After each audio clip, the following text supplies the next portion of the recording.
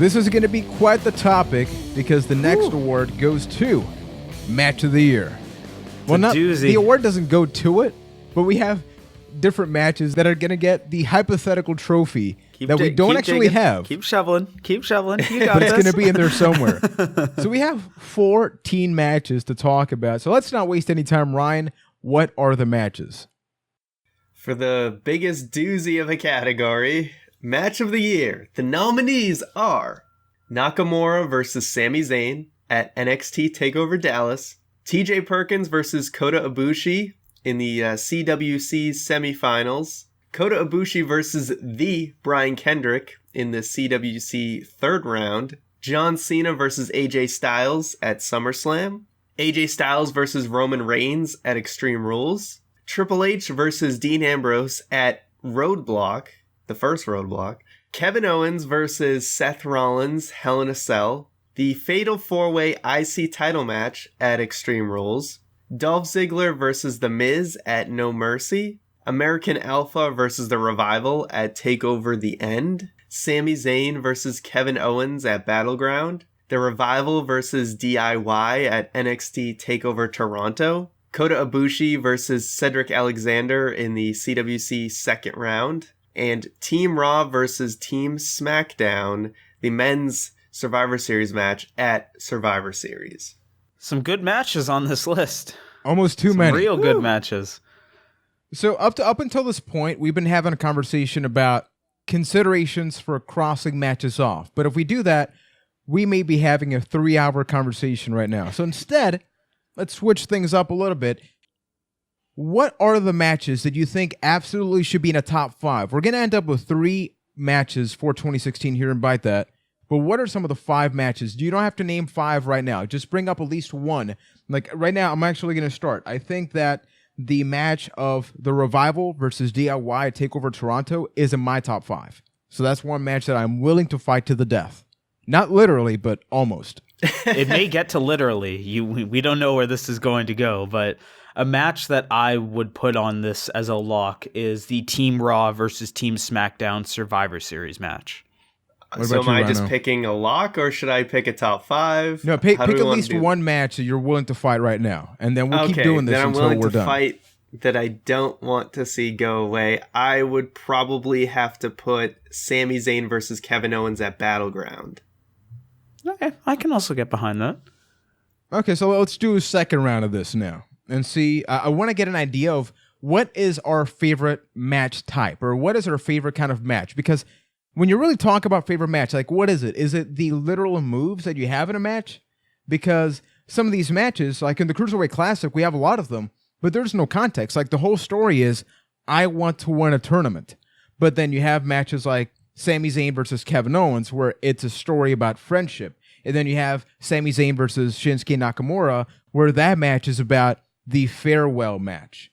So that is actually one of the matches that I'm going to add next as Nakamura versus Sami Zayn. For the next ones, if you can give like a small reason as to why you think that should be there, that would be very much welcome.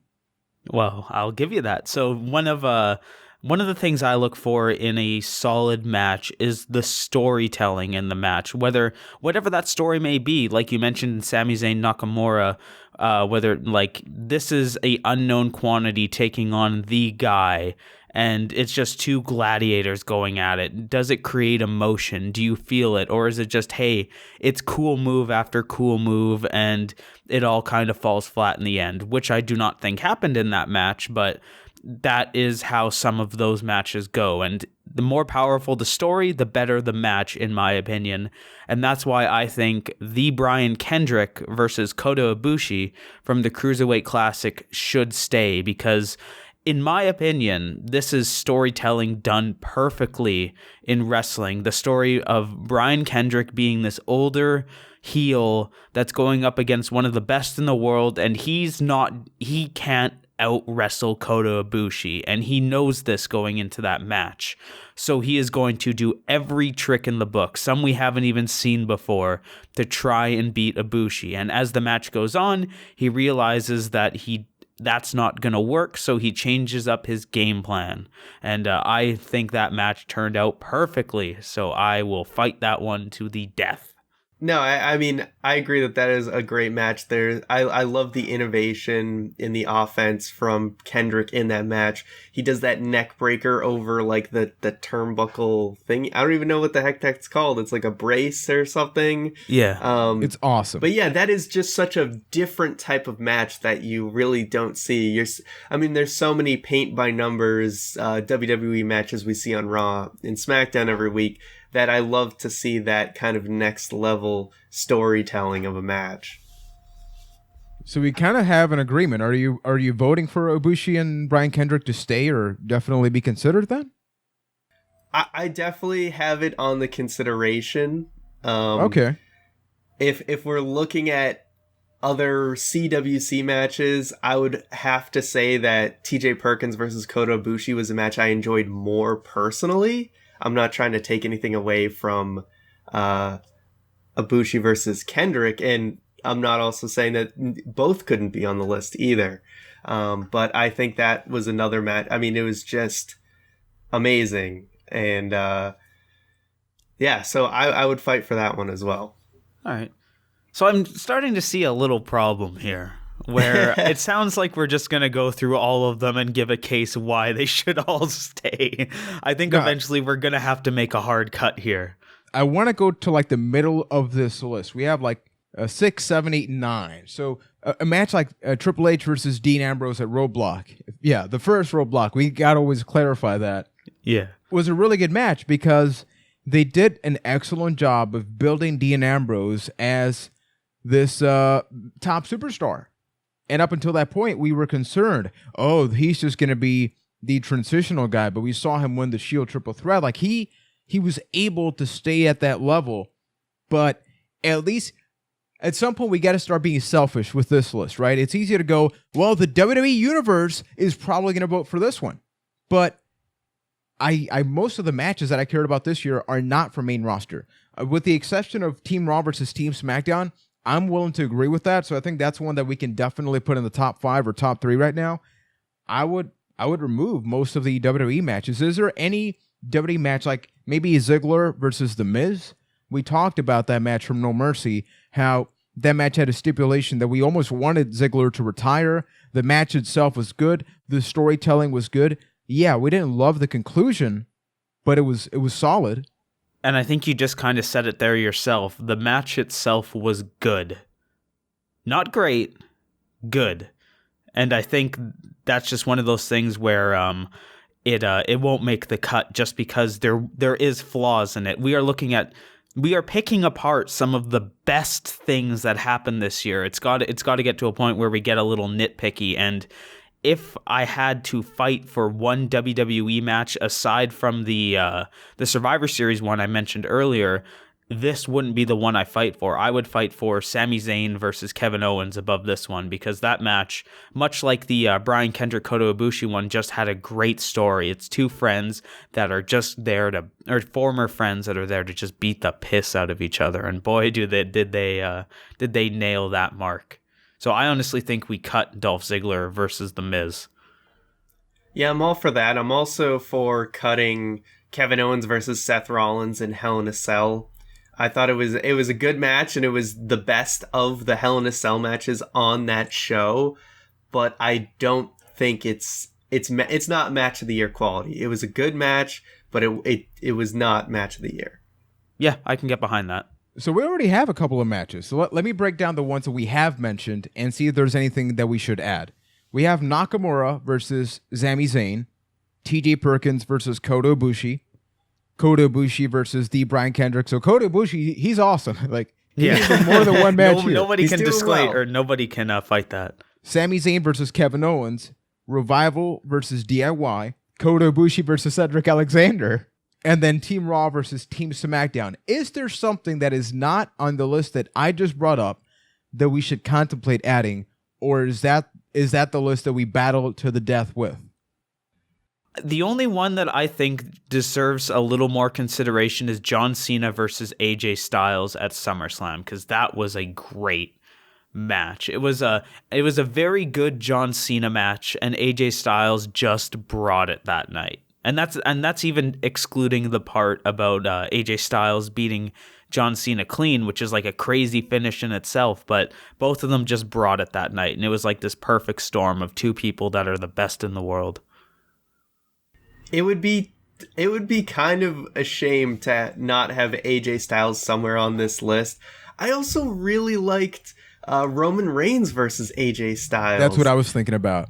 And I mean, I just think of that amazing table spot that they had, like the phenomenal forum into the announce table, and just Who thought the of chemistry that That's they unreal. had. That was I don't think that's the match that's on this list, though. I think that was the other one. But that spot was, we at least agree that spot was awesome? Yeah, oh my God. Was that not Extreme Rules? I think it was the other one. I could be super wrong, though. It was one of Was their that matches. like Payback and it was good. or whatever? Yeah. I think it was Payback. But Oh boy. okay, so let's just bring it up right now. Well, maybe we got something wrong here. Well, maybe you're thinking of a different match than the one that we were thinking about, because they have multiple ones. So regardless, like I am sold. Like, I added this Extreme Rules match on here, and that's like, that is the match that I was fighting for. Like, I'm 99% sure that wasn't the table spot match, but it's it was just like, this is really the match that broke AJ Styles out of his shell. And this is like when they started adding the club, and this is when the buildup was like the club versus the Usos, and AJ Styles started using the chair and to beat up Roman Reigns and the Usos and that kind of stuff. And this match was another one of just two people just beating the living hell out of each other. And I'm learning a little bit about myself here, that those are the matches that I enjoy the most. But is Roman Reigns versus AJ Styles better than John Cena versus AJ Styles? No, that is not the AJ Styles match I would fight for on this Ryan, list. I think are you John willing to Cena, fight that? No, I think if we're just looking at a pure awesome wrestling match, that Cena versus AJ Styles is probably the better match. And these are all really good matches. The reason why we have 14 is because we initially had like 8 matches on the list, but then, oh, what about this match? Oh, but if we added this match, we got to add that one. And that's how we ended with that number. So us cutting any match out of this list in no way means that it was a bad match. It's just that we got to make a list. Yeah, it's picking apart some of the best things about wrestling of the year. Really, being being considered is it's a compliment in itself. It's just one of those things. We have to get it down to 3. And every one of these matches, if you haven't seen any of the matches that we've mentioned already, go watch them, because they're some of the best things that happened this year. I don't even know how to moderate this part. Let's recap now, because I think we have the initial list that we will fight with. Once again, Nakamura versus Zayn, Perkins versus Ibushi, Ibushi versus Kendrick, Cena versus Styles, Zayn versus Owens, Revival versus DIY, and then Kota Ibushi, Cedric Alexander, and then Raw versus SmackDown. I would remove Kota Ibushi versus Cedric Alexander, even though that match was so damn good that it got a chant for Cedric Alexander, please hire Cedric, and Triple H had to come out. That in itself is pretty amazing. It is the weakest of the 3 Kota Ibushi matches on this list. And Only that's 3 that's matches what I'll put in it this against list. it. Turns out Kota Ibushi's pretty good. He's all right. So Kota Ibushi, you're gone from this one? I think we cut Kota Ibushi versus Cedric Alexander. He can't have 3 matches. Let's be real, guys. If Kota Ibushi had the best 3 matches of the year, I would say yes. He should deserve it. He should deserve it. I don't think, I think that is a great match. I would not put that in my top 5 on the Cruiserweight Classic, and I definitely don't think it hangs with the rest of it. Agreed. So I'm probably gonna fight a losing battle here, and this is probably the unpopular opinion, but I enjoyed American Alpha versus the Revival. Oh, I knew you were going there. More than the Revival versus DIY. Just saying, just putting it out there. I am willing to punch you in the face for this. Let's hold that conversation a little bit, because that may be my favorite match of the year. That may be my number 1. I'm still sitting here thinking about it. Keith, make a case for one of these matches that we should remove. that we should remove. Easier said than done. This is going to be a doozy, but I think we should cut TJ Perkins versus Kota Ibushi because, like I mentioned earlier, sometimes these big high drama matches just turn into who's going to hit the big move after big move after big move, and that's kind of what this match turned into near the end of it. The storytelling got lost for the spots, and that's where it kind of. Watching it a second time and a third time, that got to me a little bit, and it lessened the impact of the match every single time I watched it. So I would personally cut. Yeah, what I'll say about that match is that Doesn't feel good, but I'll cut it. No, it doesn't feel good at all. But that match is special because most people did not expect Kota Ibushi to be removed. Everybody expected TJ Perkins to be the one that was eliminated because I was thinking about that. So the moment I found out Kota Ibushi won, I'm like, whoa, okay, something happened here, right? What's going on? So that was a huge surprise. And Kota Ibushi, you still got 3 matches. Looking back at it, did you... I guess if you saw, Kota Ibushi would go to the finals, but did you really think he was going to win the whole thing? No, I didn't think he was going to win the whole thing. So, I don't know. That elimination thing felt more expected to me than you mentioned. So that, I guess, was lost on me a little bit. Ryan, you watched this, right? I did, yes. And even though, like I said, I did enjoy the TJ Perkins versus Kota Ibushi match more, if we're kind of going for unique and original type of matches, then Ibushi and Kendrick is the more original and creative match. So I can kind of see that angle, and the storytelling was, top notch. I can see the angle that Keith's going for as to why he's preferring that match over the other. And I'd like to I've been saving this wild card in my back pocket for the Ibushi Kendrick match. They hit a burning hammer in that match. There was a burning fucking hammer, pardon my language, in a WWE match in 2016. There's no way that match can't be on the list. There's no way. I will fight that to the death. Okay, so I'm putting a really big star on that. Burning hammer! It's okay, Keith. It's okay, the can best I give you a burning move, hammer? And it was in a match. It's incredible. Can I put you in a burning hammer? Sure, we can talk. Okay, well, we'll contemplate that. So are we cutting Ibushi Perkins? Yes, I would say yes. Now, there's another guy that has more than one match, and that is Sami Zayn. He's got the one with TakeOver against Nakamura, and then the one with Kevin Owens. Now, I don't think that both of these matches are going to be in the top 3. If I had to remove one, it may have to be versus Kevin Owens, because I think the whole thing was just awesome. Like, every single match that he had with Kevin Owens is great. But there was something special to Nakamura making his NXT debut against Sami Zayn. People knew that this was probably his last match. The fact that not a lot of moves happened in this match. When you look back, it's really punches and kicks. But if you want to talk about basic storytelling in Wrestling 101, you got to look at this match and just be amazed. Also, the origin of the Fight Forever chant. I have a shirt that says that. It was the match that actually deserved that chant. Yes. All the other ones afterwards, and now it's just kind of become a thing that people say. But that was a match that elicited a chant that had never been chanted before. In this match, essentially, to a lot of people, including myself, who had never seen Nakamura, this sold you on Nakamura in one match. And that's because of how good Sami Zayn and both of them are, that they were able to just tear the house down. Sami Zayn, who was just a cornerstone of NXT for so long, his final goodbye. I mean, there's so much going for this match. Doesn't feel good, right? It sucks to get rid of Owens versus Sami Zayn because there was a lot of great emotion in that match. And that was, I believe Sami Zayn won this one, correct? Yes, this was the one that Sami Zayn won where he hit like 2 haluva kicks. Two haluva. Yeah, that was amazing. Oh, that was good. It was so good. That's why I don't want to cut it. But damn it, if you have to pick between the two. I don't feel good about cutting either one of them. I don't want to cut it, but if we guys, probably I did it. I did it. I think it's the right decision. So I may cry. I love it to death, and earlier I fought for how good it is, but I think we should cut John Cena versus AJ Styles. Simply on the fact that it doesn't hang with the rest of our list, which at this time is Nakamura Zayn, Ibushi Kendrick, Revival versus DIY, and Team Raw versus Team SmackDown.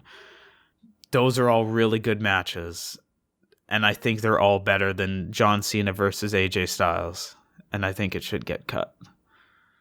If we're talking about our list, at least for me, I would agree, simply because as good as that match is, I enjoyed every other match so much more. I expected to like John Cena versus AJ Styles. Yeah. I was not surprised that it was good. Where every other match, it was not only good or great, it exceeded my expectations, it drove emotions, and man, they're just, this is so good. The thing with AJ versus Cena is the whole Kevin Owens Cena feud. They kind of had this way that these high level Cena matches went. And I feel like a lot of the big time Cena matches have kind of fallen into that formula. So I kind of just got that similar vibes with AJ and Cena. So it just doesn't feel as unique as the other matches. I agree. That's a big cut. That is a huge cut because it's of that. Huge cut. We can only have three. Yeah, so that's keep where in the mind, no exceptions rule real hurts. Really hurts. With that, how insane is this? Just think about this. Aside from the Survivor Series elimination match, every other match is non-main roster. So, like, if you want a selling point for the WWE network this year, this is it. That one, or like, we're down to 4 right now, and 3 out of 4 of those matches were network exclusive. If you really want the best of the best in the WWE, it happens on the network. They should hire me. So, what goes now? So we do have Nakamura versus Zayn, Kendrick versus Ibushi, Revival DIY, Survivor Series. Is that top 3? Are we keeping that? I'm getting the feeling that that is the one main roster match. Okay, Ryan is looking at us funny. I did not enjoy the Survivor Series matches nearly as much as everybody else. I thought it was a great match, but it did get a little too... I feel like it kind of jumped the shark a bit with just how much was going on in it. Granted, they kept things entertaining for an hour. I just felt with the interferences and just trying to throw all these bells and whistles in, it got a little cluster FE for me. So I would not be against removing it. I have a feeling that that's not a popular opinion. I'm just putting it out there. Just letting it sit. In my opinion, this match had everything that I want in a good match.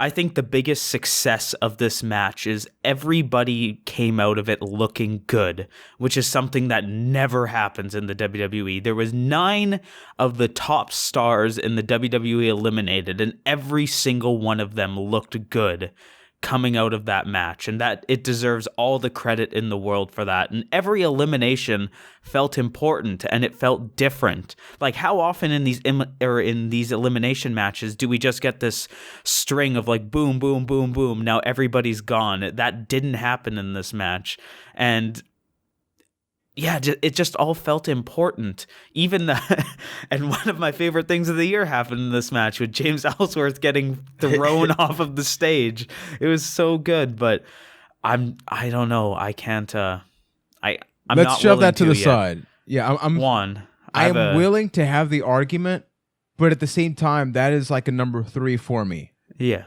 because I think there's some what. No, can you please make a case for the Revival versus DIY? Damn because it. That's where my brain is right now. Oh, I hate you guys so much. You gotta do it, buddy. You gotta do it. In order for this match to make sense, as opposed to maybe like Nakamura versus Zayn or something, you need to be able to realize that these are 2 teams. Like the Revival, the name says it all. They are actually reviving old school classic tag team wrestling. And then you have Johnny Gargano and Tommaso Ciampa, who started out as jobbers at NXT. They had a couple of matches, and then they were hired as this nothing tag team. They stuck them together, and it was so magical. And then you have the story of the Cruiserweight Classic, because all of this meshed up to leading up to this match here. And then not to mention that you're dealing with a tag team division in NXT that was struggling. You move up American Alpha, there's not a lot of people, so you're relying on these two teams to carry the majority of NXT. And these two guys are the glorious thing with Bobby Roode and all that. They were highly entertaining, and you feel the actual friendship. Like, a lot of tag teams that you pair them up together, you think about Cesaro and Sheamus, as cool as they can seem on screen, at least I don't get the vibe that they actually are friends off screen. I get that these are two great characters, that's what they're kind of telling the story of right now. But then in this match, you get everything, and you don't get over spotty, because I've been critical of DIY for, high flying spots all over the place, but this match was not about that. Multiple pinfalls, and then the last moments of the match, the double submission where Revival and DIY are grabbing each other's hands, trying to not submit. That right there is storytelling, because it's not about doing a shooting star press burning hammer through a table. It's about don't you ever talk bad about the burning hammer again. I won't. Sorry. I do apologize. But it's about the non-moves that lead up to better storytelling. And if you want to talk about proper build-up to the point where a babyface tag team in 2016, think about that. How many babyfaces in WWE in 2016 people feel are shoved down our throats?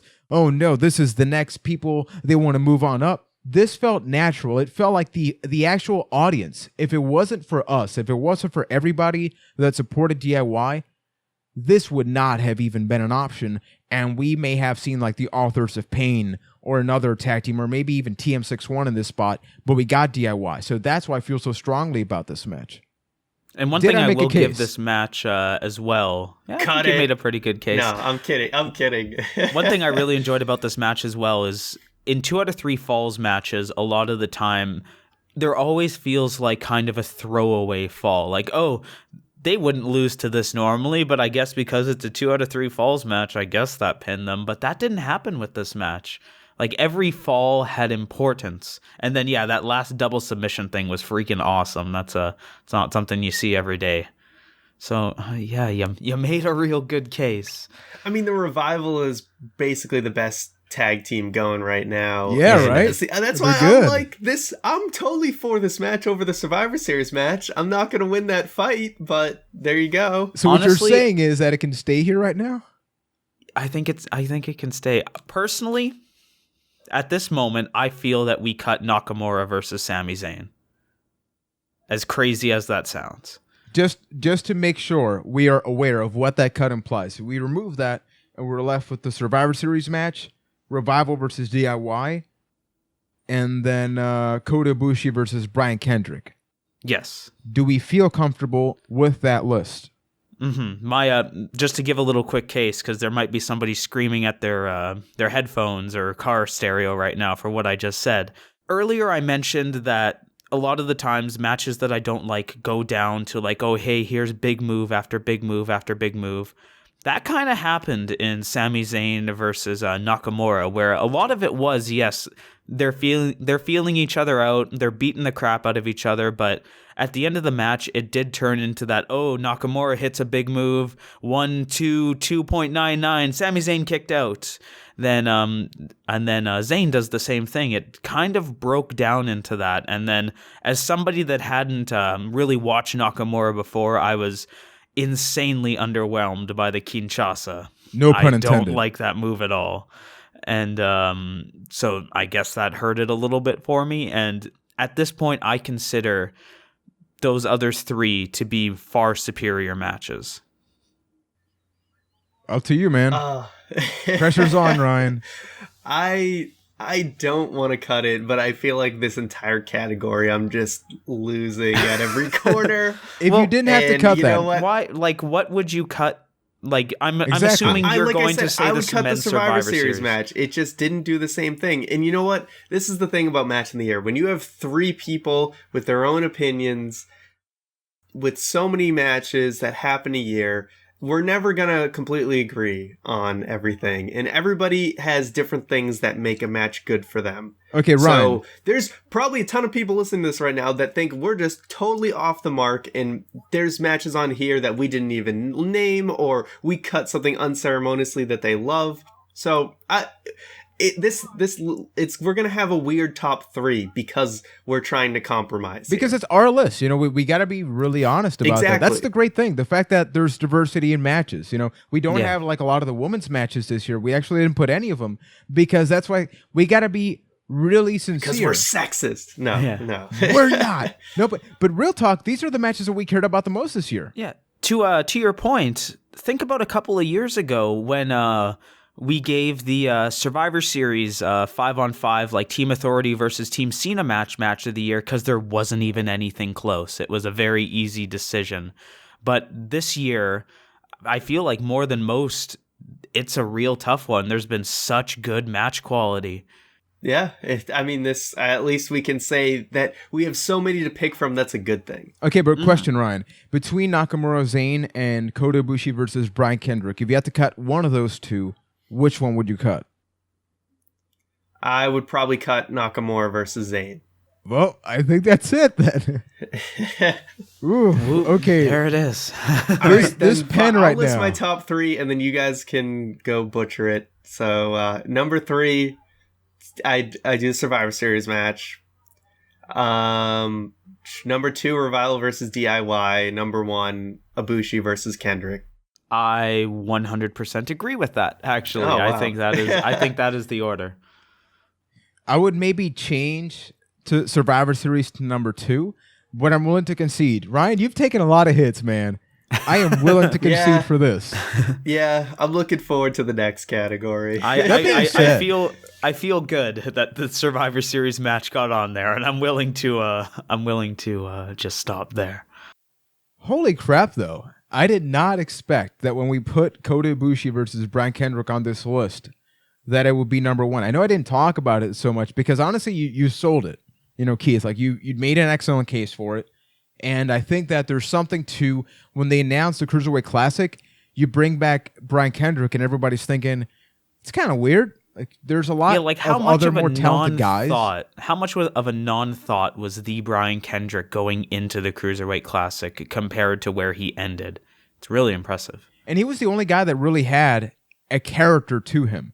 The whole thing where he's been there before. He did the wacky, spanky character. He was the Brian Kendrick. And then he comes in here and then steals the show. The sliced bread number 2 is not his go-to finisher. It was the bully choke. So he was able to reinvent himself during the tournament. Not before it or after. During it, he developed a new character. So when you think about that, plus helping a lot with getting more eyeballs on the U.S., like in the American soil, the American territory, about Kota Ibushi, you got to give it number 1. So I know that this is easily the one category that people are going to not agree with the most, but Byte That's 2016 Match of the Years are as follows. At number 3, we have Team Raw versus Team SmackDown, the men's Survivor Series match. At number 2, we have The Revival versus DIY at NXT TakeOver Toronto. I'm very happy about that.